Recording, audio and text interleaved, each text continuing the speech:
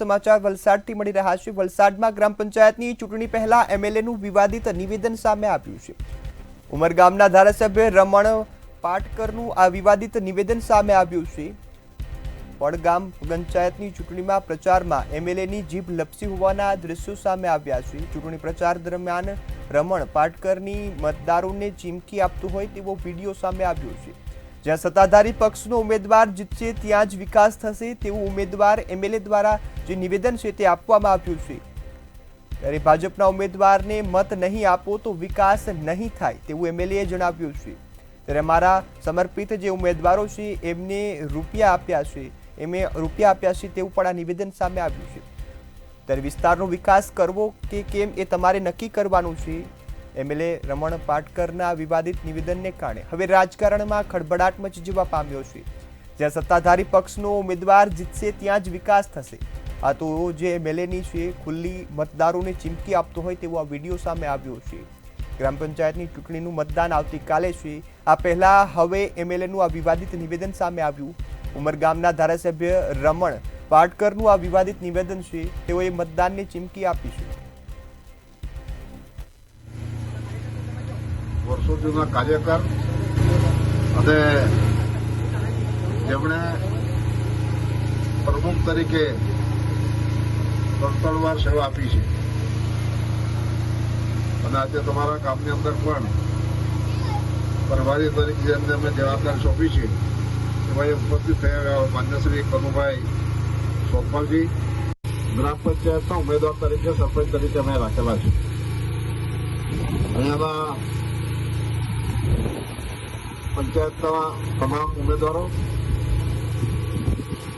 અગાઉ આ વિસ્તારની અંદર કામ કરતા અમારા મુખ્ય કાર્યકરો અને મોટી સંખ્યાની અંદર ઉપસ્થિત રહેલા આપ સૌ યુવાનો, આપ સૌને પણ ખબર હશે કે પંચાયતની ચૂંટણી એટલે ગ્રામ પંચાયતનો વિકાસ કરવા માટે હાડ સમાન છે, હૃદય સમાન છે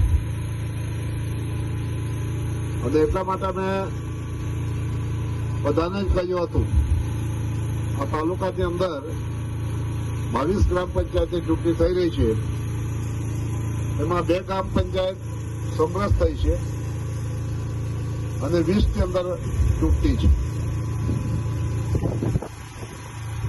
જ્યાં જ્યાં પણ અમારા બંને ઉમેદવારો લડતા હોય હવે એ જગ્યા પર જતા નથી અને જવાના પણ નથી કારણ કે લોકશાહીની અંદર બધાને જ ઉભા રહેવાનો અધિકાર છે અને લડે તેમાં પણ કોઈ જાતનો વાંધો નથી।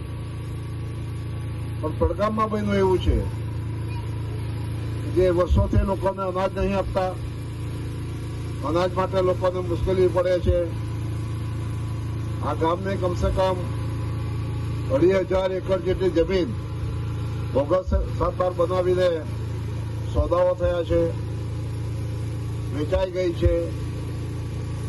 અહીંયા રમવા માટેનું જે મેદાન હતું તેમાં પણ બીજી એક્ટિવિટી થઈ રહી છે।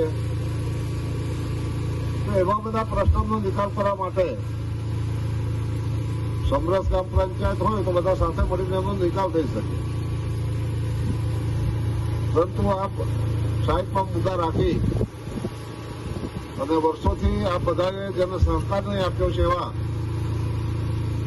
ચંદ્રકાંતભાઈની પેનલમાં અમારા પણ કેટલાક કાર્યકરો ઘૂસી ગયા, પેનલ બનાવી અને હવે લડવાના છે, લડવા માટે ભક્ત છે જ। પણ જ્યારે આ પડગામ ગામની અંદર કેટલી બધી મુશ્કેલીઓ હતી જ્યાં જ્યાં આપણે ઉભા રહ્યા છે।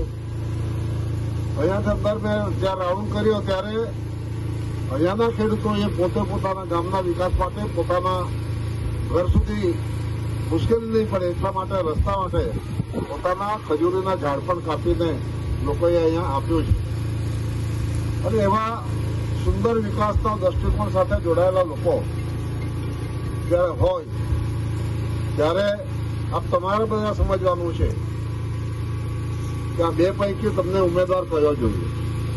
ઉમેશભાઈ અમારા સત્તાવાર રીતે ભારતીય જનતા પાર્ટીનો ટેકેદાર છે, સરપંચ તરીકે ઉભો રહ્યો છે અને પેનલ પણ એને ઉભી રાખી છે।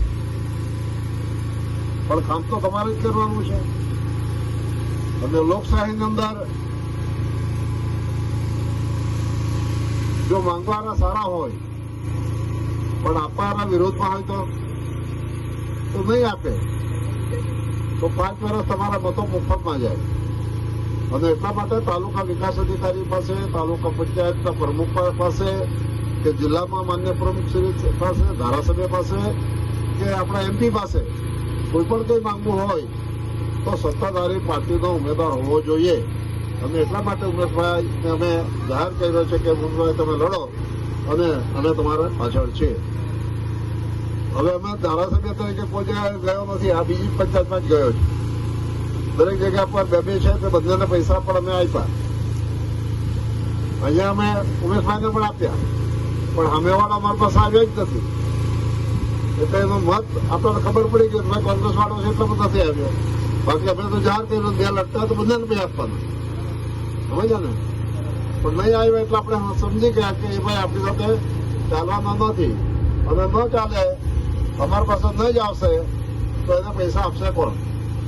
કંઈ પણ વિકાસ તમારે કરવો હોય તો કઈ રીતે કરી શકો. અને એટલા માટે તમારે હવે સમજવાનું છે મતદાર તમે છો. તમે જો બરાબર સમજીને તમારો પવિત્ર મત, અમૂલ્ય મત જો બરાબર ઉમેશભાઈને એને પેનલે તમે આપશો તો આવતા દિવસની અંદર જે પણ નાના મોટા જે મેં તમને કહ્યા એવા 3 તો મોટા મેજર પ્રશ્નો છે. તમારા કંટ્રોલનો મોટો પ્રશ્ન છે, તમારો દરિયાઈ ધોવાણનો અહીંયા વોલ દિવાલ અને રમતગમત કરવા માટેનો પ્રશ્ન છે,